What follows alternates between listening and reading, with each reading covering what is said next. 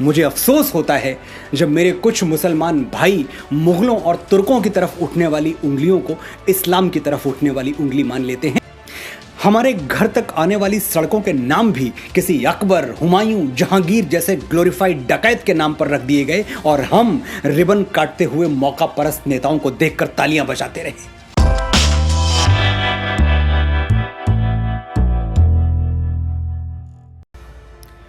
2400 साल पहले भारतवर्ष की इसी धरती पर चाणक्य ने घोषणा की थी कि जो राष्ट्र शास्त्र पढ़ना छोड़ देता है वो समाप्त हो जाता है। क्यों कहा था ऐसा चाणक्य ने? क्यों जरूरी है कागजों में छुपे अतीत को जानना? क्योंकि अतीत को जाने बिना भविष्य निर्माण की कोई संभावना है ही नहीं। जो देश अपना इतिहास भूल जाता है उसका भूगोल अपने आप समाप्त हो जाता है। जो लोग भुला देते हैं तारीख को अपनी, उन लोगों का ज्योग्राफिया बाकी नहीं रहता।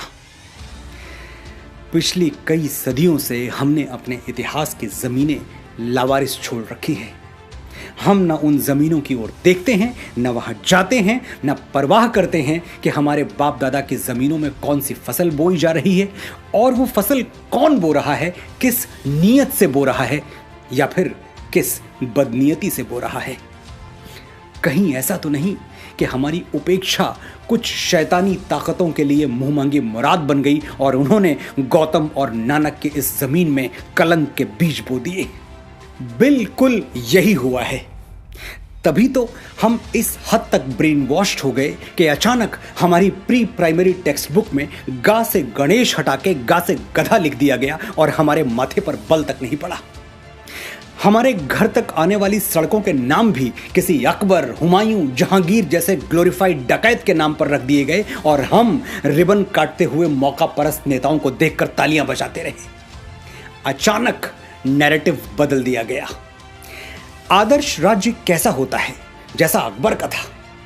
अच्छा, तो राम राज्य क्या था? वो आदर्श नहीं था। और अकबर के राज में हजारों किसानों को जजिया न देने के लिए फांसी पर टांग दिया गया था। ये आदर्श राज्य में होता है? ये तो हमें ढोल बजा के बताया गया कि अकबर ने जजिया माफ कर दिया था, लेकिन माफी से पहले जजिया का खूनी इतिहास हमें कभी नहीं पढ़ाया गया। और उसी अकबर ने वापस गैर मुसलमानों पर जजिया लाद दिया था, यह भी नहीं पढ़ाया गया। चित्तौड़गढ़ में 30,000 सिविलियंस को जिहाद के नाम पर काट डालने वाला आदर्श राजा था। आगरे के किले के सामने मीना बाजार लगवाने वाला जिल्ले इलाही था। जिल्ले इलाही यानी खुदा की परछाई। यह कौन सा खुदा है जिसकी परछाई इतनी काली है? मुझे अफसोस होता है जब मेरे कुछ मुसलमान भाई मुगलों और तुर्कों की तरफ उठने वाली उंगलियों को इस्लाम की तरफ उठने वाली उंगली मान लेते हैं और उसके खिलाफ हो जाते हैं। जागिए, आप अकबर के वंशज नहीं हैं।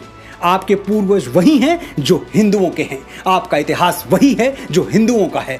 और अकबर ने तो इस्लाम को जड़ से मिटा देने के लिए कोई कोशिश बाकी नहीं रखी। पढ़िए इतिहास, समझिए दीन इलाही को। आप जान जाएंगे कि अगर अकबर का बस चलता तो इस्लाम का नामो निशान तक बाकी नहीं रहता।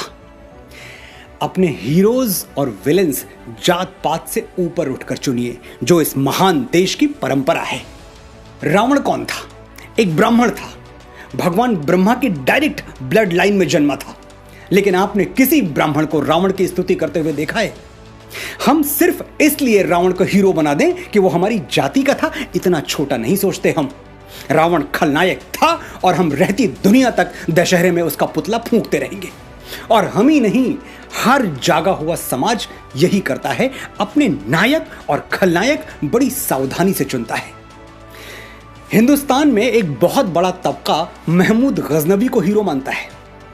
ये लुटेरा अफगानिस्तान के एक छोटे से गांव गजनी से आया था और भारत पर इसने बेतहाशा जुल्म ढाए। सोमनाथ का पवित्र मंदिर हमारी आंखों के सामने लूट लिया और हम खड़े देखते रह गए। तो होना तो यह चाहिए था कि अफगानिस्तान गजनी को शूरवीर मानता और उसके नाम पर मॉन्यूमेंट्स बनवाता। लेकिन सच ये है कि अफगानिस्तान के इतिहास में गजनी की कोई जगह है ही नहीं। उसका जिक्र तक बड़ी मुश्किल से मिलता है। अफगानिस्तान के मुसलमानों ने हिंदुओं का मंदिर लूटने वाली अपनी इस नालायक औलाद को डिसोन कर दिया, अपनी ऐतिहासिक जायदाद से बेदखल कर दिया। और दूसरी तरफ इतिहास में जगह किसको दी? कनिष्क को, जो कि कुश डायनेस्टी में जन्मा भारतवर्ष का एक महान बौद्ध राजा था। अफगानिस्तान में कनिष्क के नाम पर होटल्स हैं, इमारतें हैं, जबकि वो मुस्लिम देश है। लेकिन यही तो बात है कि हीरोज चुनते हुए हिंदू, मुसलमान, बौद्ध और क्रिश्चियन नहीं देखा जाता, बस चरित्र देखा जाता है, बशर्ते हमारे पास इतनी तटस्थ, इतनी न्यूट्रल आंखें हों। अफगानिस्तान ने अपनी पूजा पद्धति बदली, अपनी संस्कृति नहीं बदली। वो भारत के पूर्वजों को आज भी अपना पूर्वज मानते हैं और इससे सिद्ध होता है कि धर्मांतरण के साथ राष्ट्रांतरण होना जरूरी नहीं है। एक और इस्लामिक देश है इंडोनेशिया, जहां 87% 87% मुसलमान हैं, लेकिन वहां रामलीला ऐसी धूमधाम से होती है कि देखने वाले देखते रह जाएं। इंडोनेशियंस भी राम को अपना पूर्वज मानते हैं। उन्हें इस बात से कोई फर्क नहीं पड़ता कि उनके घरों में रामचरितमानस की जगह कुरान रखा हुआ है। धर्म अलग है तो क्या, पूर्वज तो एक हैं। ये बात जिस दिन मेरे मुसलमान भाइयों को समझ में आ गई, उस दिन हिंदू मुस्लिम एकता के झूठे और राजनीतिक स्वार्थ से लिप्त नारे गायब हो जाएंगे और सचमुच मन के धरातल पर, आत्मा के धरातल पर हम एक हो जाएंगे। वापस लौटते हैं उस बात पर जो मुझे चुभ रही है और आपको भी चुभनी चाहिए। हमें चीख चीख कर बताया गया कि मुगल अंग्रेजों की तरह लुटेरे नहीं थे। वो हिंदुस्तान की दौलत लेके कहीं 7 समंदर पार दूसरे मुल्क में नहीं गए, यहीं रह गए।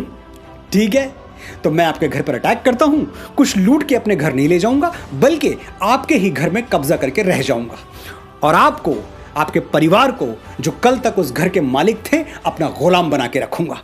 आप मुझे हीरो मानेंगे? नहीं मानेंगे। तो मुगलों को हीरो क्यों मानते हैं और क्यों ऐसी कमजोर दलीलें देते हैं जिस पर हंसी आ जाए? एक और दलील है कि मुगलों की हुकूमत में 200 सालों तक कोई सिविल वॉर नहीं हुआ, इतनी शांतिप्रियता बनी रही। यह किसी ने नहीं बताया कि ग्वालियर के किले में मुगलों की तरफ उठने वाली आंखों में जलता हुआ सरिया घोंप दिया जाता था। तो बगावत की हिम्मत कौन करता? और ग्वालियर कोई अकेला किला नहीं है। मुगलों के शासन में ऐसे हजारों कंसंट्रेशन कैंप्स थे जो हिटलर के कैंप्स को शर्मिंदा कर दें। जिन आतताइयों ने तख्त को रिश्तों, नातों, मर्यादाओं और उसूलों के ऊपर रखा, हुकूमत के नशे में अपने बाप को काल कोठरी में ठूंस दिया, अपने ही भाइयों के गर्दनें उतार ली। अगर उनके राज में शांति बनी रही तो वो शांति ऐसी ही थी जैसे सद्दाम हुसैन ने इराक में बनाकर रखी थी या फिर किम जोंग टू ने नॉर्थ कोरिया में बनाकर रखी हुई है। ये दोनों नाम गूगल कर लीजिएगा, आपको मेरी बात समझ में आ जाएगी। ये मुगल और तो खैर कहीं भारतीय संस्कृति से प्रभावित नहीं हुए, लेकिन बाबा तुलसी की एक चौपाई का अनर्थ इन्होंने जरूर कर दिया। भय बिन होए न प्रीत, डर के बिना शासन नहीं चल सकता। बस ये भूल गए कि श्री राम ने किन परिस्थितियों में डर का सहारा लिया था। जब समुद्र हजारों विनतियों के बावजूद उन्हें लंका जाने के लिए, अपनी प्राण प्रिया सीता को रावण के चंगुल से छुड़ाने के लिए रास्ता नहीं दे रहा था, तब राम विवश हो गए थे बल प्रयोग के लिए। विनय न मानत जलधि जड़, गए 3 दिन बीती, बोले राम सकोप तब, भय बिनु होए न प्रीति। राम ने साम्राज्य विस्तार के लिए कभी भय का सहारा नहीं लिया। राम राज्य में रहने वालों के लिए राम की घोषणा क्या थी जानते हैं? राम राज्यवासी त्वम प्रोच्चरस्व ते सिरम, न्यायार्थम युद्धस्व सर्वेषु समम कर, परिपालय दुर्बलम विधि धर्मम वरम, प्रोच्चरस्व ते सिरम, राम राज्यवासी त्वम। You live in Ram's kingdom, hold your head high, fight for justice, treat all as equal, protect the weak, know that dharma is above all। Sir उठा के जियो, निर्भय होके जियो, ये राम राज्य है। ऐसे राज्य की तुलना अकबरी कुशासन से हंसी आती है। हम सदियों से इस बात पर खुश होते आ रहे हैं कि शेर शाह सूरी ने दुनिया की सबसे लंबी सड़क बनवा दी, लेकिन श्री राम ने समुद्र पर, पानी पर पुल बना दिया। इसके लिए हम सैटेलाइट इमेजेस मांगते हैं, वरना विश्वास ही नहीं करेंगे। महाराणा प्रताप ने हल्दी घाटी का युद्ध हारा नहीं, यह सिद्ध करने में उस महान मेवाड़ी वीर की आत्मा को 450 साल लग गए। उस दिन हल्दी घाटी में वो राजपूत कुलद्रोही मान सिंह तो महाराणा को नहीं हरा पाया, लेकिन हमारे अविश्वास ने हरा दिया।